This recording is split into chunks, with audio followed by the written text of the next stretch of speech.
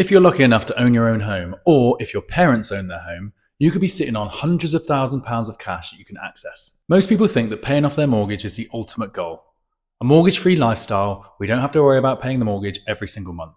But what if I told you that paying off your mortgage isn't going to give you the lifestyle that you want? Today I'm going to be breaking down how you can access money if you own your own home or even if your parents do. Now, owning a home is important. Security, stability, a place for you to bring up your family. But your home should be treated as an asset and not just somewhere that you pay down a monthly mortgage just to live. Now, controversial opinion, but owning a home as your primary residence isn't technically an asset until it makes you money. So it's actually a liability. Paying off your mortgage might feel safe, but what that means is that your money doesn't work for you. You're essentially paying a bank a larger loan than what the house is worth just to have the deeds to it. So how do you turn a house that you live in into something that generates you money? First, you could rent it, yes, of course. Secondly, you could Airbnb it out in the summer if it's by a seaside location. Or the third option, and the most important option, is remortgaging. The process of remortgaging is essentially replacing your old mortgage with a new one. You might be asking, why would you want to get another mortgage on something that you're already paying down? Well, the reason is, let's take, for example, Claire. Claire owns a £400,000 property, and she's been paying the mortgage down for the last 10 years. She has an outstanding balance of £200,000. Now, in order to remortgage, you have to have equity in the building.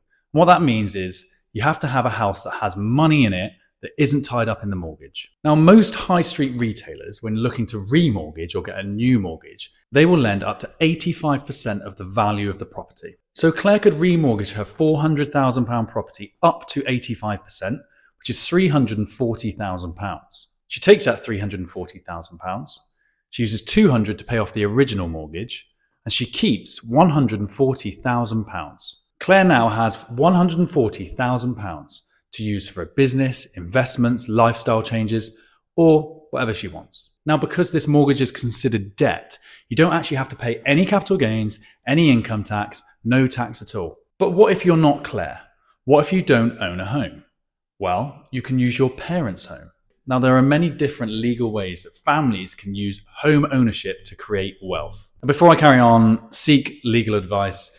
This is for entertainment purposes only. I'm not a property legal expert and I don't profess to be one, so seek professional advice. Essentially, you could have your mother and father transfer the property into your name, and then providing that you have a good enough income, you can take out a mortgage on that property. It's called a transfer of ownership. I can speak firsthand for this.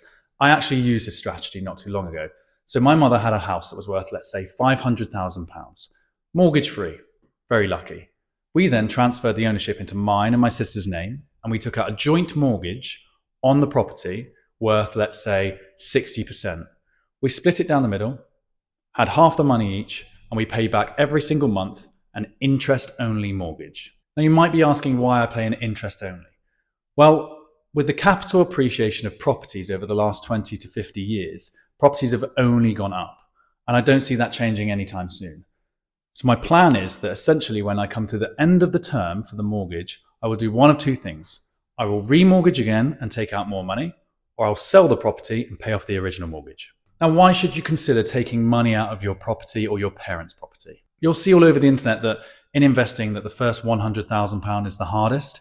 This opportunity gives you potential to have £100,000 in a very short space of time. You should also consider this opportunity where you have life-changing money where you don't actually need to sell the property. You can keep the property, give money to your spouse, your kids, your family, without needing to move out or rent the property out. Another consideration is you can give your family or children their inheritance early. As long as you're okay with a longer mortgage term and higher mortgage commitments, you essentially can give an inheritance early. Now, there are risks when it comes to this. Higher monthly repayments are a big one. Because you're taking out more money, you're going to expect to pay more back. Now, you can reduce these in the short term from going by repayment to interest only.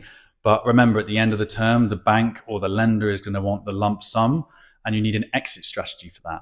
Typically, you either sell the property to pay the mortgage off, you remortgage the property again as long as it's gone up in value, or you use the cash that you've earned and saved over your lifetime to pay off that mortgage. Secondly, is interest rates could rise. Now, in 2025, at the time of recording, we have seen interest rates come down considerably, and it looks like they're going to drop further. Another thing to consider is that property prices could fall. This is what's known as negative equity.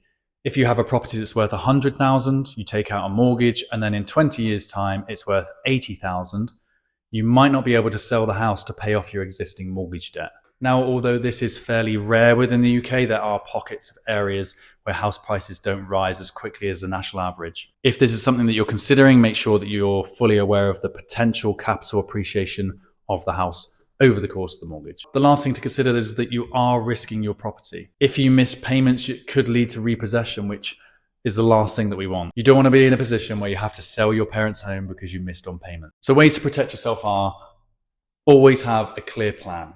Know what you're going to do with the money, what the 25 or 20-year mortgage term looks like, and how you're going to repay the lump sum.